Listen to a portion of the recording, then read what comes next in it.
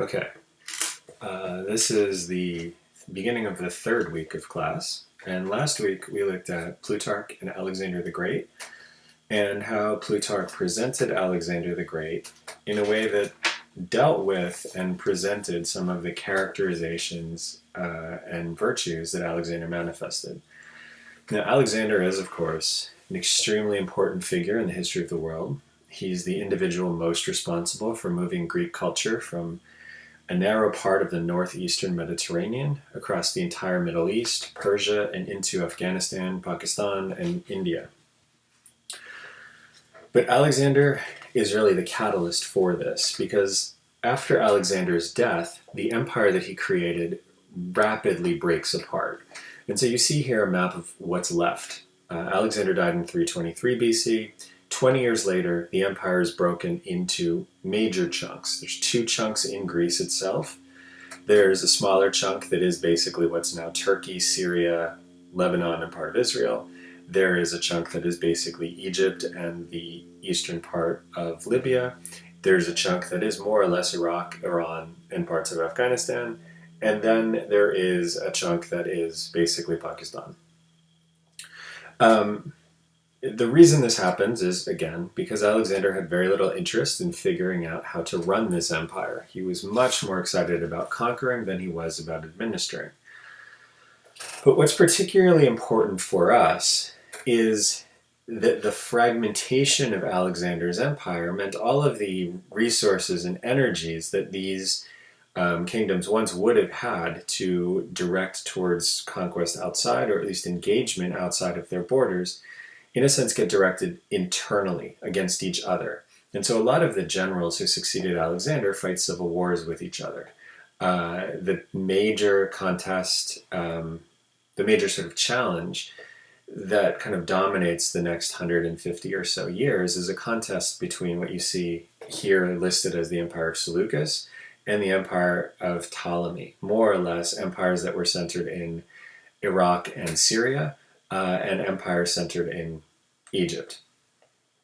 But to the west, the direction of events changes, because to the west, another empire is rising that is eventually going to take control of much of the western part of Alexander's empire, and would eventually wipe out all of the kingdoms that splintered out of Alexander's regime. And this is, of course, the Roman Empire.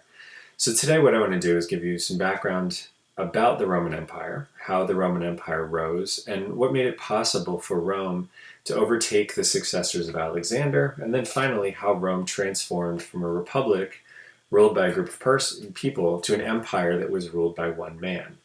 And we're also going to look at the life of the person who's at the center of the final part of this change. This is, of course, Julius Caesar.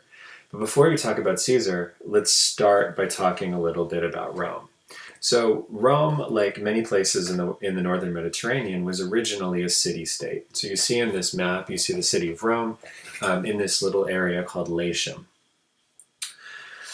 The first signs of organized life in this region appear near the beginning of the first millennium BC, so a little bit after 1000 BC. And this is late for the Mediterranean region. So to give you some sense of perspective on this, Egyptian civilization dates basically back to the 4th millennium BC. So it's almost 3,000 years older, or 2,500 years older than urban civilization in Italy. Greek civilization is a full 1,000 years older than what you see in Rome. And so we have to keep in mind, or we have to understand, that Italy is actually, in this moment, a very backwards region for the Mediterranean. But for this backwards region, if you had to pick a place that would do reasonably well, Rome would be one of those places. And this is because Rome sits along the main transportation hub, moving north and south across the western part of the Italian peninsula. But it's also at something of a choke point, because Rome is on a river, the Tiber River. And so what you see here is the island in the Tiber River. This is the Isola Tiburtina.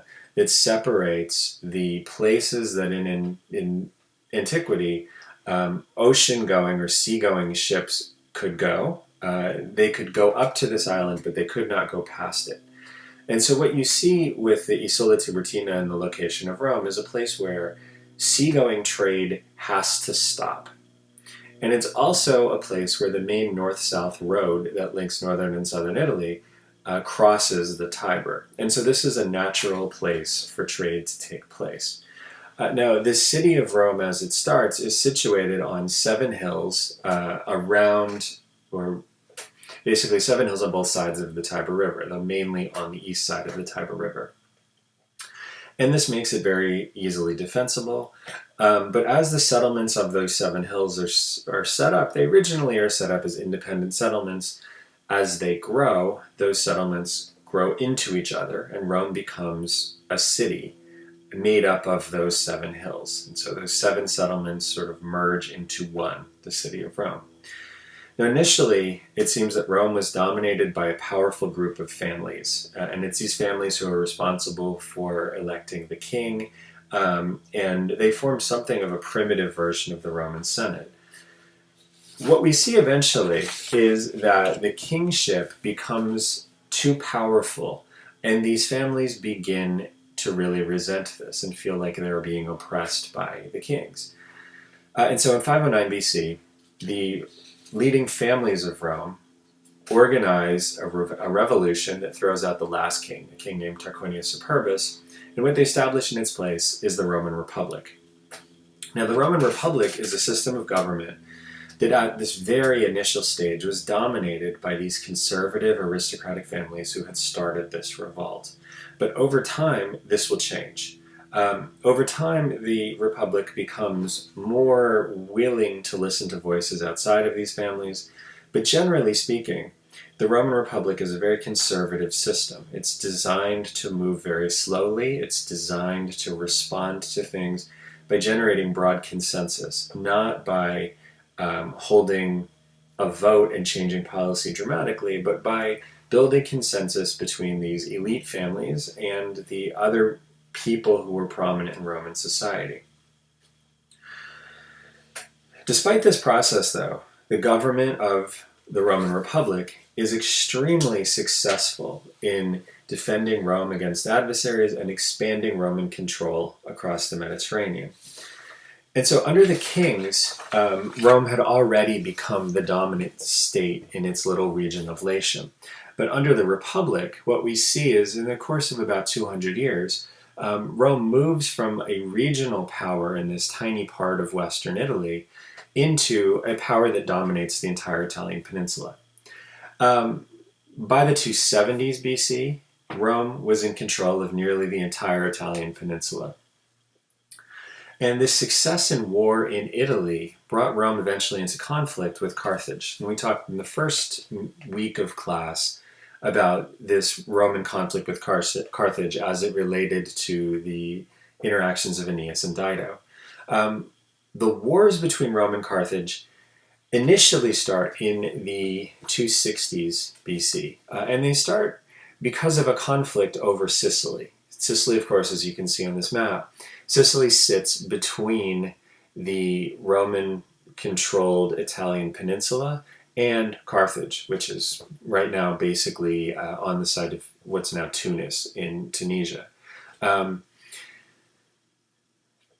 In the 3rd century, Carthage was very interested in exerting influence over as much of Sicily as it could, because what Carthage represented was a major maritime power that controlled the trade from the western part of the Mediterranean, the relatively undeveloped areas of Spain, southern France, and even as far as England, and the eastern Mediterranean, which was urbanized and much more developed.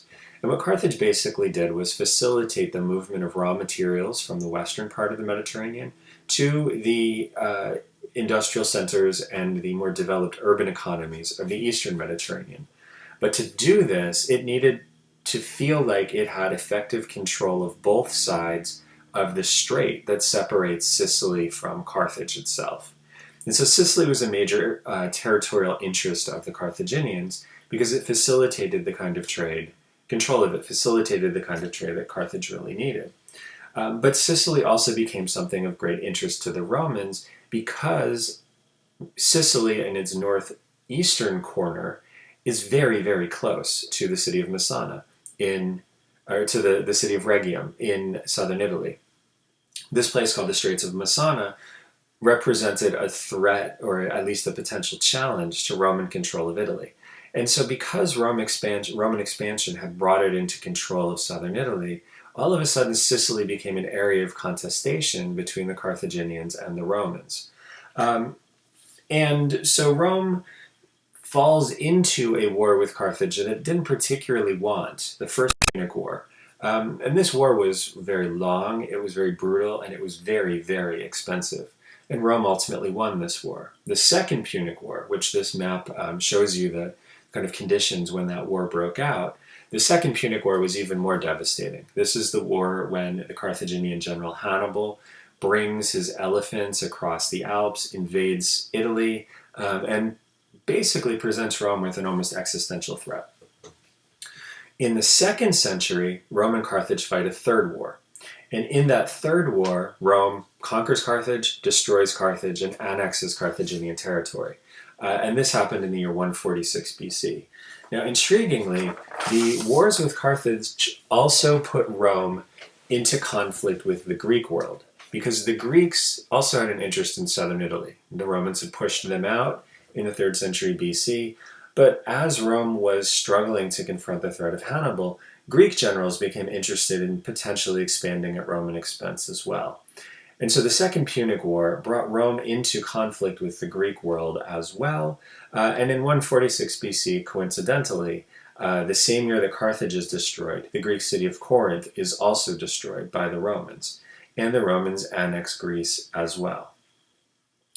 Now, the challenge that Rome faces in this sort of rapid expansion, the wars with Carthage will bring it into control of much of Spain, and much of North Africa, and the wars in Greece will bring it into the Greek world, eventually leading to Roman control of parts of Asia Minor and Greece itself.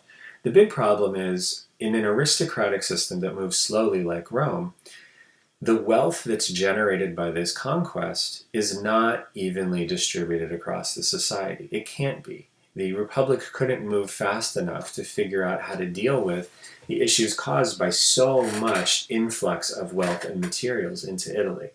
And what ends up happening is a large number of Romans begin to feel like the society has kind of left them behind. And as this wealth kind of pours into Rome, more and more people begin selling their land and moving to the city for other opportunities. But Rome, by the end of the 2nd century, is faced with a major challenge as a result of this. As its imperial expansion had brought it into control of a significant part of the Mediterranean, it needed troops to serve in the army. But it also had a requirement that the troops who served in the army needed to possess some property, and specifically possess land. By the end of the 2nd century, the city of Rome had perhaps 500,000, maybe even as many as 1 million people in it. Very few of those people had land, so very few of them could serve in the army. And this is occurring at a moment when Rome needs more and more troops to police this large empire that it has created. And so a number of solutions were tried to deal with this particular problem. One of them was to give people without land property in some of the newly conquered territories. This worked for a time, but eventually people who were born in Italy didn't want to leave Italy, and they ran out of property to give these people in Italy. So that ended up not working. Another option that people tried was to take publicly owned land, government land, and give it to people without land so that they could then farm it and serve in the army. But this is also a problem. If you take people who are used to living in a city and you plunk them down in a farm somewhere, they don't know how to make that work. They don't have the right equipment, they don't have the right background, and a lot of these farms end up failing. So the one solution that stuck was proposed by this guy, a guy named Marius. Now, Marius is the husband of Julius Caesar's aunt. So he's Julius Caesar's uncle. And what Marius proposed was that the people who didn't have land should be recruited into the armies anyway. And this was broadly popular. But there was a bit of a challenge because those people serving in the armies expected compensation that landed soldiers didn't. They expected that they would receive land at the end of their service, or they would receive some sort of a bonus to recognize the contributions that they made. These soldiers were poorer and in some ways more economically desperate than the people who had served in Roman armies in the past. And commanders began to realize that this presented them with an opportunity because these troops would be willing to support their commanders if their commanders pursued or advocated for policies through the regular republican system of government. And Marius took advantage of this. There were a couple of moments when Marius wanted to institute, or wanted to have instituted, the payment of bonuses to his soldiers. And when people in the Republic objected to this, Marius brought his soldiers to demonstrate in the streets and to protest against it and force these policies through. Now, what Marius was doing was he was using his soldiers as a pressure group. They weren't actually attacking anybody. They weren't actually directly threatening anybody. But the pressure tactics worked. And a generation later, a man named Sulla realized that these pressure tactics could be even more effective if violence backed them up. And so in the early 80s BC, a civil war broke out between supporters of Marius and supporters of Sulla. And instead of just mobilizing his troops to march through the streets of Rome and demonstrate, Sulla actually commanded his troops to attack the city of Rome and sack the city. And this set off the first great Roman civil war in the 80s BC between the forces of Sulla and the forces loyal to Marius. It ended up resulting in perhaps 100,000 people being killed. And when the war ended, Sulla used the military force at his disposal to round up prisoners of war, execute them, confiscate their property, and basically overthrow the republican system. And the soldiers were willing to do this because Sulla, as their commander, had more control over them, and they were more loyal to him than they were to the republic itself. Now, this is the world into which Julius Caesar was born, and this is the legacy to which he aspired. Caesar Caesar was the descendant of a long-established aristocratic family, the most blue-blooded of Roman blue bloods. He even claimed descent from Aeneas himself. And his family had among it some of the senators who had originally set up the Republic. And so Caesar is the ultimate insider, the ultimate Roman insider. But despite this, for the last over 100 years before Caesar's birth, his family had an extensive history of involvement in popular politics. And this, of course, led to Caesar's aunt wedding Marius. Caesar himself had married the daughter of Marius's kind of political partner in the last stage of Marius's career, a man named Cinna. And this is the man who had been chosen to lead the state and confront the attack of Sulla after Marius died in the middle of the war. When Sulla actually won this war, he ordered the execution of many supporters of Marius. He ordered Caesar to divorce his wife, and Caesar refused to do this. And so Sulla then confiscated his family property. And so Caesar is very much a victim of Sulla's campaign. And he's a victim of this kind of aristocratic counter-reaction to Marius's populism. And so what Caesar represented was a kind of progressive politics. He belonged to a long tradition of politicians who had embraced this, and he also could personally claim that he suffered because of his commitment to progressive politics.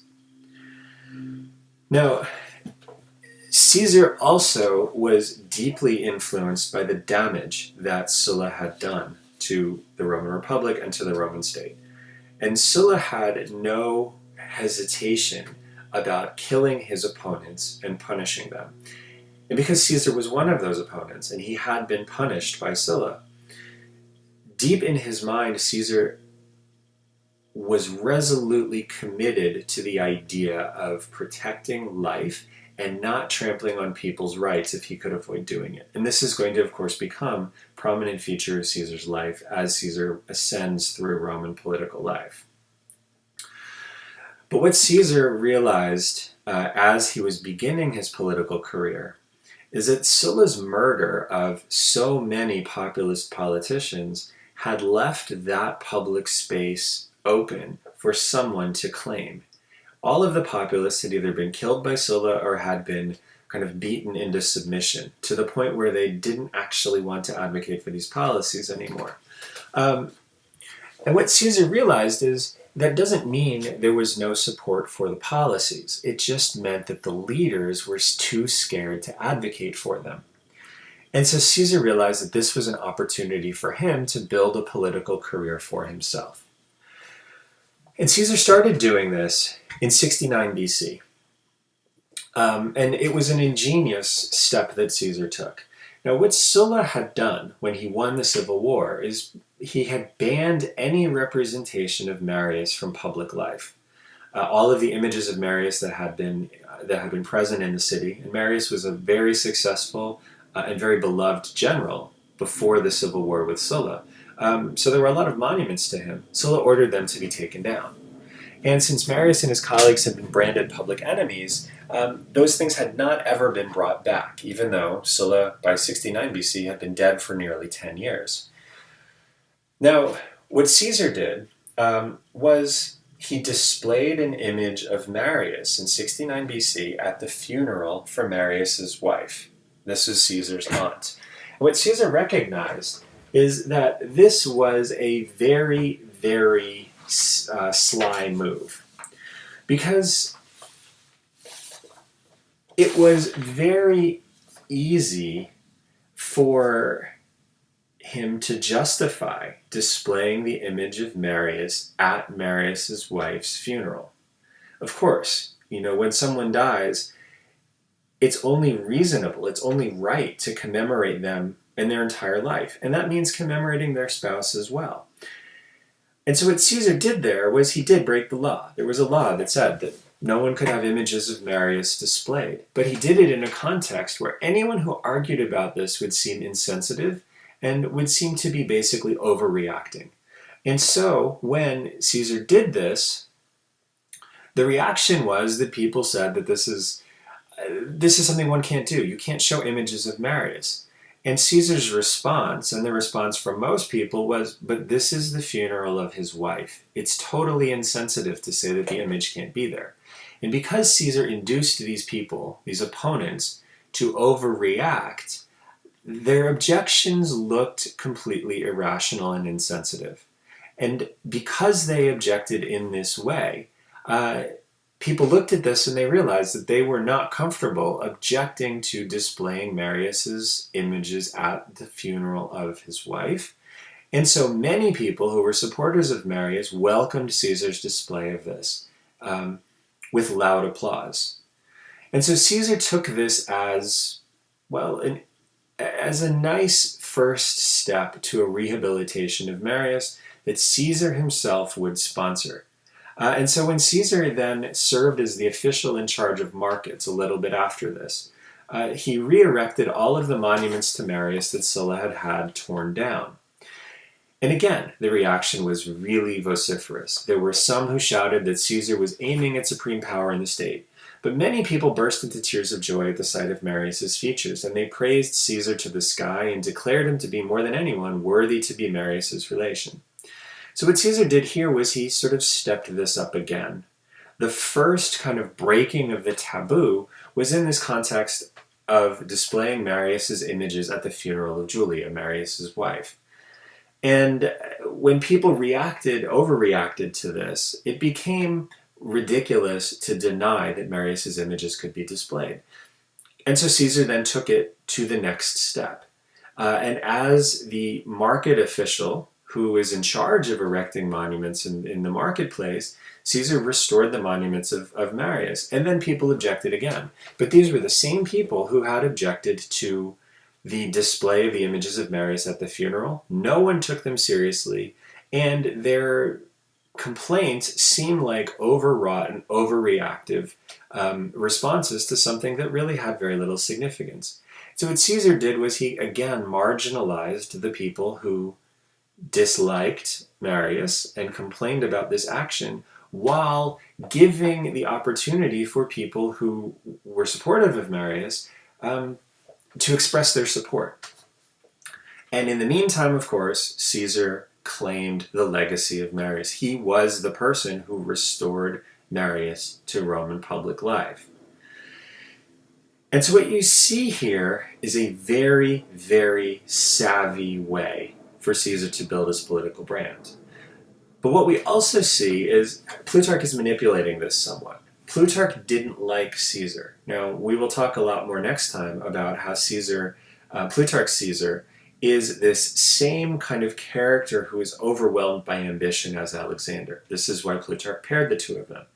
And so what Plutarch is trying to suggest here is those people who suggested that Caesar was aiming at supreme power in the state were right. Caesar was aiming at supreme power in the state. And these are kind of alarms that were raised that people ignored because Caesar was so smart in how he did these things. Now, Plutarch is in some ways right. Caesar is doing these things, these restorations of Marius, to build his own public brand, his own political brand. But Caesar in the early 60s BC is not aiming at supreme power in the state. What he's doing is he's looking to improve his electoral prospects. And the offices that he's running for are nowhere close to supreme power in the state. These are low-level offices. He's barely even qualified to be in the Senate yet. And so what you see is Caesar has a very clear sense of how to shape public opinion.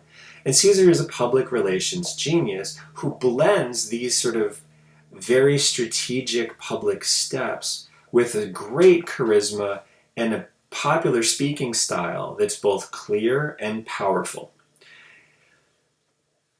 The next step in Caesar's career is to serve as a military commander in Spain. Not actually commander, he's actually the guy who keeps the books. A pretty low risk, low reward thing. And this is where he was building up to when he embraced this legacy of Marius. But Roman elections cost a lot of money. So this is 1 denarius, this is 1 silver coin. It's traditionally said by people that this represents the wages of 1 Roman worker in a single day. Now, when Caesar won election to serve as the accounts manager for this campaign in Spain, he assumed a huge amount of debt. We're told it was 25 million of these silver coins was his debt. And this happened because what Caesar was doing was, in essence, he was buying elections. He was using this money to have banquets for possible supporters, to do PR work, to give donations to popular causes. In Rome, you had to do these things to win elections, but Caesar did it more and more aggressively than anyone else. And even though he was so deeply in debt, this had real payoffs. And so in 63 BC, Caesar was chosen by the voters to serve as the Pontifex Maximus, the chief priest of the Roman state. And this was something that he had done by building up grassroots support, by spending this much money on kind of popular outreach and, in a way, voter mobilization. And Caesar was, in a sense, a complete political package. He had the brand as the successor of Marius as a populist politician. He had the charisma to appeal to people who might not be interested in the idea of Marius, but would be interested in somebody who can speak effectively to their concerns. And of course, he spent a lot of money to build support for from people in other ways. In 63, following this victory as Pontifex Maximus, this shocks the Roman establishment, because they had thought that Caesar would basically spend all of his money, waste all of his money, and then kind of fade into obscurity as those resources were no longer available to him. But when Caesar won the election as Pontifex Maximus, people became very alarmed at the sorts of things that Caesar could potentially achieve. And so in the last couple of years of the 60s BC, an extremely conservative politician named Cato the Younger led a series of senatorial actions against Caesar and other politicians that Cato feared were either too popular or too dangerous. Cato disliked some of their ideas, but Cato also really disliked them personally. And to block them, what Cato did was something similar to what we saw happen in the Senate during the last years of Obama's presidency. He basically shut down the government so that nothing could be debated or decided in the Senate. And the Roman Senate is a model for the US Senate. It had some of the same procedural processes and also some of the same procedural, I guess we could call it obstruction techniques that we have in the US Senate now. And because Cato did this, he shut the Senate down so effectively that the Senate refused to vote on treaties. It refused to give meaningful commands to people who earned them. It simply tried to stop votes from happening because Cato and his allies disapproved of the people who might benefit from those votes. Cato couldn't get a majority to defeat those votes, so instead he just prevented the votes from happening. And as you can imagine, this ultimately led to a total disaster because Cato and his colleagues used these obstruction tactics to basically block the most powerful people in Rome from doing what they wanted to do. And three of the most powerful people in Rome at this time, who Cato took made particular efforts to block, were Pompey the Great, Crassus, and Caesar. Now these people collectively represented the most charismatic politician in Rome at the time, the greatest general in Rome at the time, and the wealthiest man in the city at the time. They are not natural allies. Now, Caesar got along with everybody. He could get along with Pompey. He could also get along with Crassus. But Pompey and Crassus hated each other.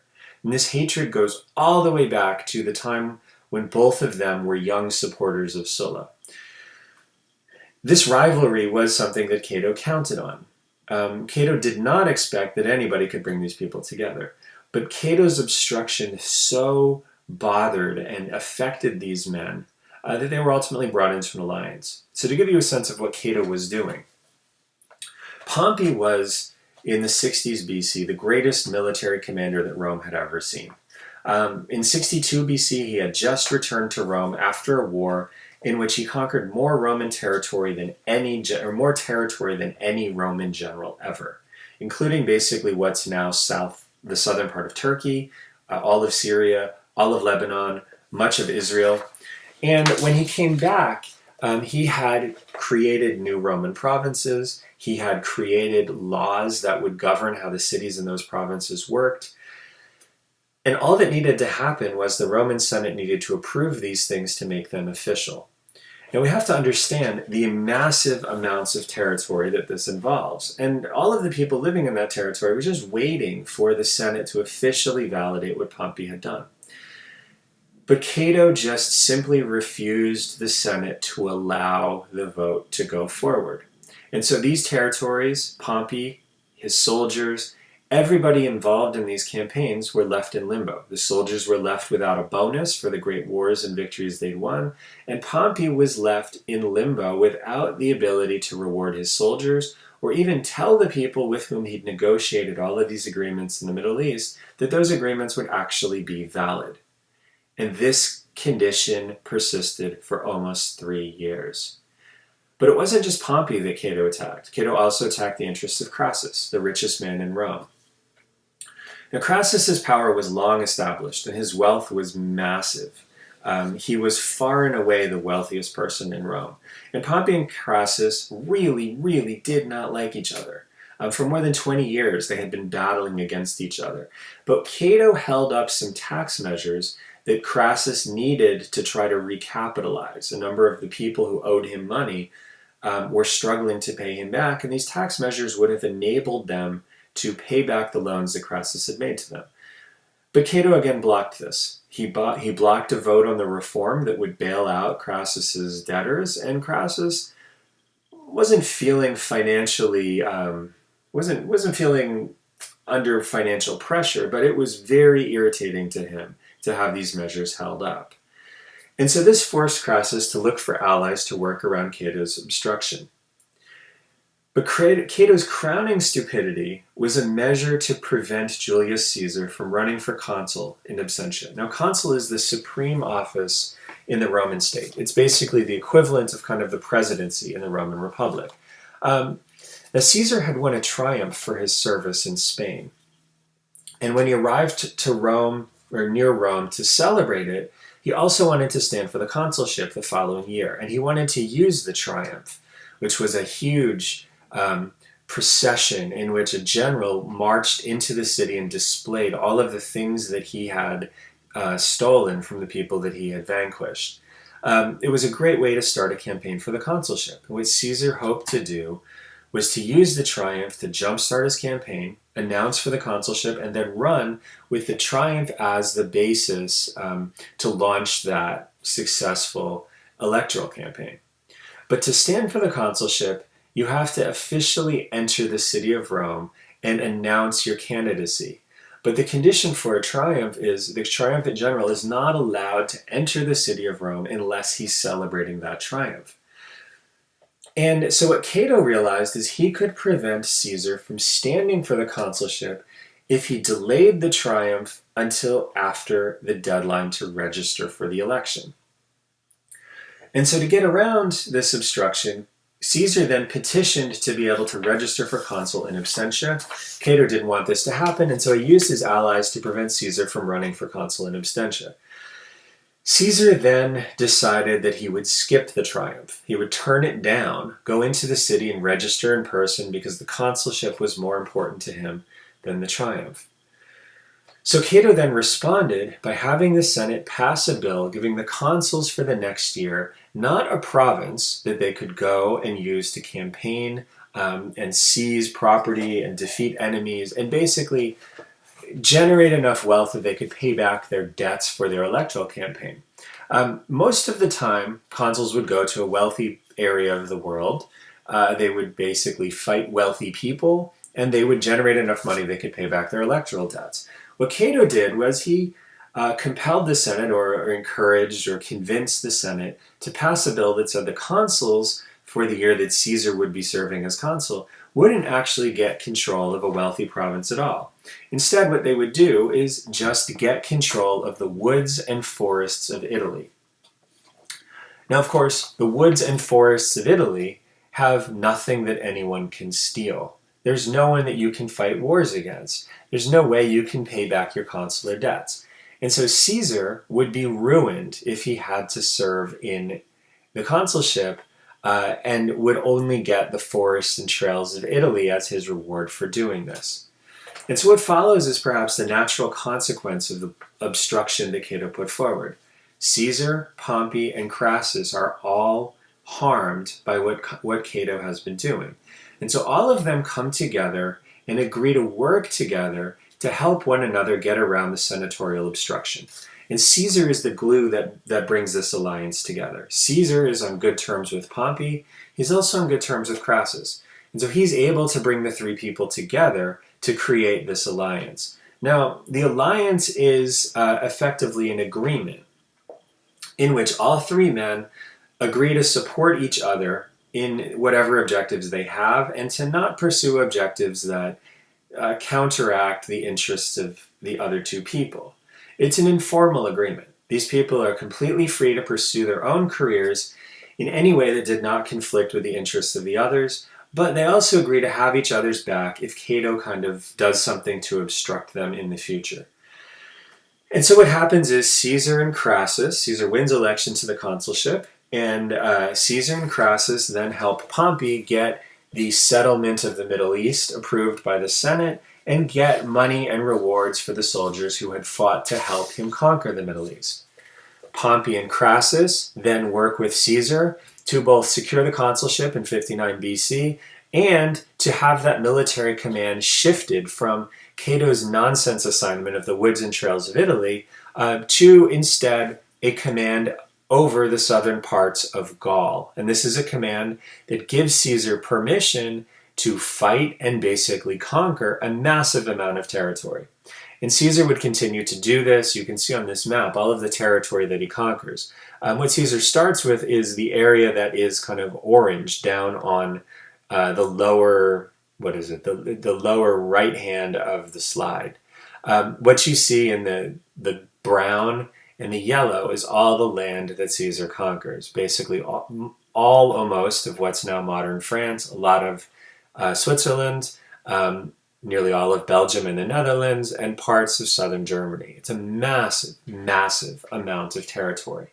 And Caesar has this command for 5 years. And then in 56, Caesar and Crassus come together with Pompey, and this agreement is extended.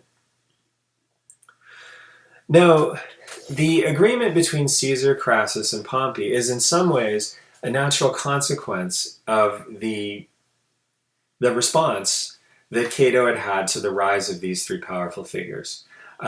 Crassus and Caesar and Pompey could not by themselves overcome that obstruction, but collectively they could work together, and they did work together to block this obstruction. And so when they come together in 56 BC, Crassus had been able to secure the financial concessions he needed, Pompey had been able to secure the political concessions he needed, and Caesar had been able to break through and secure the command that he needed to build his financial support and to build a level of public awareness of his skills that would propel his career forward. And so when the three men meet again in 56 and agree to extend the triumviral agreement, Caesar gets to continue fighting in Gaul. And he gets more wealthy and influential as he conquers and secures more territory there. Pompey is given a different thing. Now, Pompey had got all he wanted out of the first agreement. And so Pompey is promised a command and an army to go to Spain. But Pompey actually never goes to Spain. Instead, he just sits in a villa outside of the city of Rome, sends the army to Spain, but governs and controls that army through delegates who travel between his suburban villa outside of Rome and his affairs in Spain itself. And Pompey wanted this arrangement because what it did is it meant that there was an army under Pompey's control, but one of the triumvirate actually still was in Rome to monitor developments there. Caesar was in Gaul fighting, and Crassus wanted a command for himself. And so following the agreement in 56, the alliance of Caesar and Pompey manages to get Crassus a command to go and fight in what's now Iraq, to go and fight a group of people called the Parthians. And so Crassus gets his army, Crassus goes to Syria, and then Crassus marches into the territory controlled by the Parthians, where he is defeated and killed in battle in 53 BC. Now, the death of Crassus shifts the balance of power between Pompey and Julius Caesar. And instead of a group of three people working together, where one of the three can always kind of mediate if there's a conflict between the other two, now there's just two of them. There's Pompey, who's in Rome, and there's Caesar, who's in Gaul. Both of them have an army, and Pompey begins to get more and more alarmed at the growing influence and power that Caesar has. Now, by the time we reach the end of the 50s, the conflict between Caesar and Pompey is starting to bubble up. And in 50 BC, the command of Caesar is due to expire in Gaul. And Caesar had done a really, really good job of communicating his achievements. If any of you have taken Latin, you maybe have read Caesar's Gallic Wars. What these actually are, these represent commentaries that Caesar has written in which he talks about the sort of things that he's achieved. And he writes them in simple language, and he sends them back to the city of Rome so that they can either be read aloud or circulated, so that others in Rome can understand what Caesar has done and how great Caesar is, and what a great set of benefits Caesar has brought to the Roman Republic. But Pompey is very aware that people are becoming enthusiastic about Caesar, and Pompey is a very proud man. A man who, for most of his adult life, has been the supreme commander, the most successful commander in Roman history. And now this is being challenged. The last 10 years has seen Caesar do more militarily than Pompey. And Pompey begins to get a little bit jealous. And at this point, Cato and his friends begin kind of whispering in Pompey's ear. Caesar's command is expiring. It's not clear what Caesar's going to do. Maybe you should work with us to undercut Caesar's authority. And in a series of negotiations, Caesar begins to convey that he's becoming more and more suspicious of Pompey. And he's becoming more suspicious of Pompey's willingness to work with people like Cato, and he begins to get really afraid of what this might mean. And so across the year 50 BC, there are a series of negotiations in which Caesar and Pompey try to figure out terms under which Caesar can return to Rome, dismiss his armies in Gaul, and return and basically now live as a private citizen after 10 years as a really successful conqueror. And so what Caesar proposes is that he's willing to stand for the consulship as a way to kind of secure his reintegration into Roman society, but he's not willing to do this without dismissing his army. And what Pompey then says is, well, you must dismiss your army if you're going to stand for the consulship. And if you are consul, of course, you won't need an army. You'll have military command anyway. Why don't you just stand for this? One of Caesar's allies then proposes that Caesar, if he's going to be forced to dismiss his army, well, Pompey has an army in Spain. Pompey should be forced to dismiss this army as well. And what this Caesarian ally is trying to do is more or less stir up conflict, because Pompey has no inclination to dismiss this army, and the negotiations then basically fail. And right before Caesar's command is due to expire, the Roman Senate holds a series of votes. They first hold a vote on whether Caesar should dismiss his armies. Most of the Senate says yes. They then hold a vote on whether Pompey should dismiss his armies, and this is a more divisive vote. But they then take a third vote. That vote is both Caesar and Pompey should dismiss their armies and return to Rome as private citizens. And this vote passes overwhelmingly. And yet neither Pompey nor Caesar is willing to agree to this. And this brings us to one of the most famous moments in Roman history.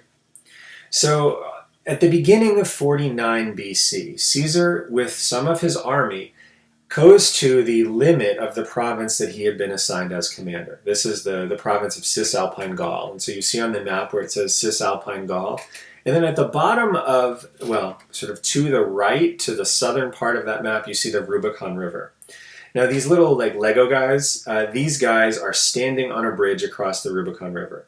What you can see from the Rubicon River is there's nothing significant about this at all. This is a river that right now at the mouth of the river, if it's the summer, a good jumper could jump across that entire river. It is not a significant boundary at all, except for one thing. The Rubicon River is the boundary that separates Cisalpine Gaul, the province where Caesar was a commander, from Italy. And there is a law that had been passed by Sulla that says no Roman commander can take an army into Italy. But as the year 49 begins, Caesar makes the decision that the negotiations with Pompey and with the Senate have reached an impasse. And there's no way that Caesar can secure himself unless he breaks this law. And so what Caesar decides to do around January 10th of 49 BC is he crosses the Rubicon River. He breaks this law that says no Roman commander can bring his forces into Italy. And when he crosses the Rubicon River, what Caesar has effectively done is declared civil war. Now, the Senate moves quickly to give Pompey authority to bring together 100,000 troops. And this is very nice, but these 100,000 troops have not been recruited yet. They have not been raised. And what the Senate was thinking is Caesar would not actually take the step to cross the Rubicon. Caesar has far fewer troops than Pompey's 100,000. But Caesar's troops are veteran troops. They're very effective troops. They're very powerful troops. They're scary. And Pompey's 100,000 troops exist on paper. They don't exist in reality. And so what Caesar realizes is if he bides his time, those 100,000 troops will eventually appear. They will eventually march north. They will eventually destroy Caesar's army, and Caesar will die in Gaul. And so Caesar's best strategy for fighting this civil war is to move quickly, using these powerful and effective troops that he possesses before Pompey can build up an army to confront him. And so Caesar sends his troops into Italy. They quickly take control of Italy. And Pompey then flees to the east, where he still enjoys quite a bit of support. Now this is what the Roman Republic looks like at that time. All of these things listed as Galla, So Galla Lugdunensis, Galla Aquitania, Galla Narbonensis, Galla Cisalpina. These are Caesar's territories. And Italy becomes Caesar's territory very quickly as well. But if you look at the rest of this territory, Hispania, Spain, that's Pompey territory. That's where Pompey's army is. And when Pompey goes to the east, Pompey also has significant resources in the east that he can call upon because of his campaigns in the Middle East during the 60s. Plus, the southern to the south, Africa is also under the control of the Roman Senate. So what Caesar has done is he has sort of the middle of this Roman territory, but he also has significant obligations. And Pompey has the ability to basically starve him out. And Pompey also can sort of strangle this territory in the center using his troops in Spain, the forces in Africa, and the forces in the east. So what Caesar realizes is it was great to be able to take Italy, but he has to also very quickly make moves against these other territories, or control of Italy will not last for very long. So after taking control of Italy, what Caesar then does is he moves very quickly against Spain. Within 40 days, he's able to defeat the forces of Pompey there and flip Spain to his control. And this means that Italy is now secure-ish. At least it cannot be attacked from the west. And so Caesar then returns to Italy. He's given a special emergency office of dictator for 11 days, and then he has himself made consul for 48, and he moves east in 48 to try to attack Pompey. Now, when Caesar arrives in Greece in 48 BC, he has these really powerful troops that he's trained up, but he confronts a really powerful force commanded by Pompey as well. And Caesar may well have lost that campaign if Pompey could fight it as he wished. But much of the Roman Senate actually went to the east to fight with Pompey. And so while Caesar's troops are kind of bottled up outside of the city of Pharsalus, these other senatorial commanders pressure Pompey to try to end the war quickly. And even though Pompey thought that this was a bad idea, he felt enough pressure that he decided he needed to fight Caesar in battle. And in 48 BC, the forces commanded by Pompey and all of these other senators confront Caesar outside of Pharsalus, and Caesar's troops win an overwhelming victory. Pompey then is forced to flee. He flees to Egypt, and when he lands in the city of Alexandria, he's executed by the Egyptian king. Now the next couple of years, Caesar spends time fighting what's left of the Pompeian forces. And so he defeats Cato in Africa. He defeats more Pompeian forces that have regrouped in Spain. But what's particularly interesting about the civil wars that Caesar fights is that Caesar behaves very differently towards his adversaries than Sulla had. When Caesar wins these battles, he exercises and he offers blanket amnesty to anybody who was fighting against Caesar, who's willing to basically throw down his arms and ask for mercy. And a huge number of people are willing to do this, including, of course, Brutus and Cassius. Now, the reason Caesar's willing to do this is because Caesar he has been on the other side of this. He was on the losing side of the civil war against Sulla. Now, he wasn't important enough to be killed, but a lot of people that Caesar knew and loved were important enough to be killed. And Caesar did not want to do this. He did not want to be responsible for murdering and massacring large numbers of Romans. And so all of the supporters of Pompey who ask for amnesty are given this amnesty. And as long as they don't take up arms against Caesar again, this amnesty is binding. And Caesar not only gives them amnesty, but he begins to reincorporate them into the Roman state. And so following the victory in the Civil War, Caesar now has all of the power in the state and begins trying to find a way to formalize this power. And it becomes clear that Caesar, like most people, was becoming convinced that the Republican system needed something more. It needed something that was stabilizing.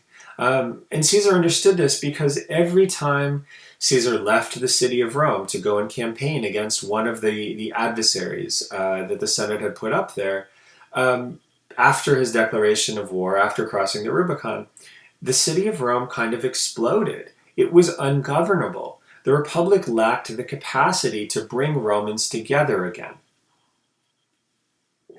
And what Caesar realized, or what Caesar decided, was the best way to provide this stabilizing force was to take the emergency office of dictator and to hold it on a permanent basis. In essence, the Republic from this point forward would always be under emergency rule, and the person in charge of this ultimately would be Caesar. Now, the dictatorship in the Roman Republic is an interesting thing because it's an emergency office that gives one person absolute authority, but it doesn't stop the state from running. All of the other offices in the Roman state continue. And what Caesar was betting is that by assuming dictatorial power, he could have most things run as they had before. And when there was a problem, Caesar could step in and use his dictatorial power to basically resolve that problem. But this gradual accumulation of power began to unnerve senators, especially those who had once fought against Caesar and were becoming more and more concerned about what it would mean to have Caesar exercising this absolute dictatorship, this absolute kind of emergency set of powers permanently. And this got worse as Caesar was trying to experiment more and more with a way to articulate what the dictatorship, actually a perpetual dictatorship, would actually mean. And so among the things that Caesar tried, on February 15th of 44 BC, a man named Mark Antony, who was Caesar's right-hand man and was Caesar's chief lieutenant as Caesar's dictator, was serving as consul in the year 44 BC. And at the festival of the Lupercalia in February, Antony came before Caesar and offered him a crown. Now, this was a kind of test. It was to see whether people would accept this. Of course, the Roman state has been a republic at this point for more than 450 years. And it is absolutely viscerally allergic to the idea of someone serving as king. And so what Caesar was kind of experimenting with is whether the republic was at such a point of desperation that it would be willing to accept Caesar as king. It's clear it wasn't. When Antony offers this crown, people start booing, people start hissing, and Caesar's forced to turn this down.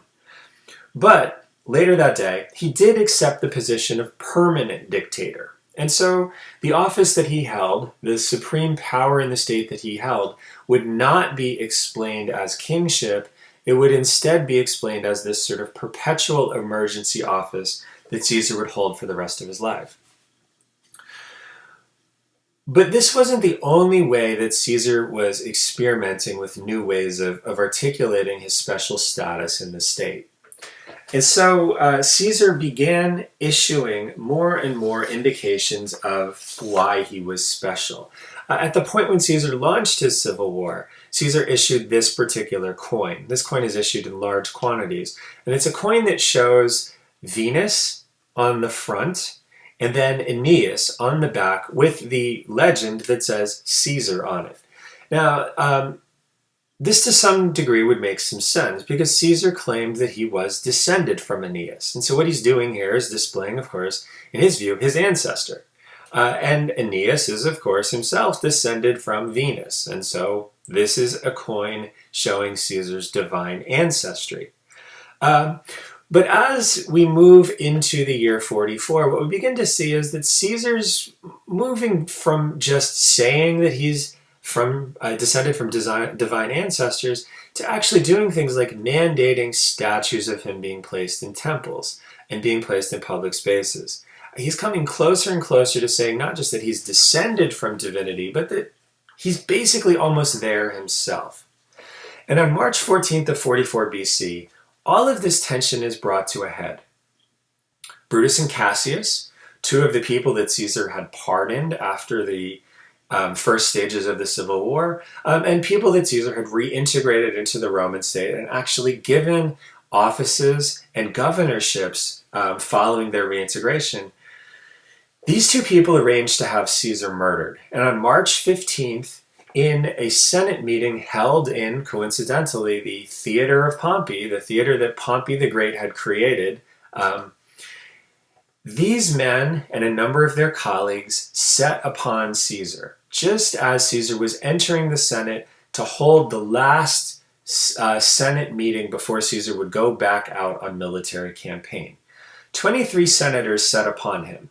At first, one of them pretended like he was offering Caesar a petition, and then when Caesar reached out to take the piece of paper, the senator took Caesar's toga, put it over the top of his head so Caesar couldn't see, and then 23 senators set upon him with daggers.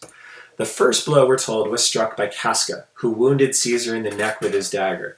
The wound wasn't mortal, it wasn't even a deep one, coming as it did from a man who was no doubt disturbed by the beginning of such a venture. And Caesar was able to turn around and grab the knife and hold onto it. But those who were in the conspiracy then all bared their daggers, hemmed Caesar in on every side, and everywhere that Caesar turned, he was met with the blow of daggers. But what's interesting, this is how Plutarch describes the murder of Caesar. What's interesting is how Suetonius describes its aftermath. Caesar was, of course, killed by these attacks. But after Caesar's death, there was an autopsy conducted by the physician Antistius. The physician Antistius conducted the post-mortem, and he came to the conclusion that none of the wounds had been fatal except for the second one that was in the chest. Now, what's interesting about this is that all of these senators were trained in military combat. Many of these senators had killed people in the past. They knew how to kill people. They knew what wounds would be fatal. 23 of them attacked Caesar. Only one of them struck a fatal blow. So what's significant about this is even at this moment where the senators wanted to advocate for liberty and they wanted to take down this tyrannical dictator for life, they only kind of halfway did it. They attacked Caesar, but most of them who knew how to kill chose not to do it in this instance. And what's intriguing about this is after the murder of Caesar, Brutus had planned to give this wonderful oration that would advocate for the return to liberty and explain how the murder of Caesar had restored the Republic and brought liberty back to the Romans. But Brutus never got to give that address, because when the senators saw that Caesar had been stabbed and the dictator who secured order in the Republic was no longer there, instead of sitting and listening to Brutus's speech, they all fled. They all were terrified about what this would mean for their lives and their property. And as news spread throughout the city that Caesar was dead, instead of people rejoicing, they panicked. Anarchy descended on the city of Rome. Nobody knew what would happen. And what we see here is that on one level, Caesar was, of course, incredibly ambitious. Caesar did want to become the prime and most powerful person in the city of Rome. But Caesar also, on another level, didn't have a choice. If Caesar didn't serve in that capacity, the city of Rome would fall apart. And when Caesar was dead, it did.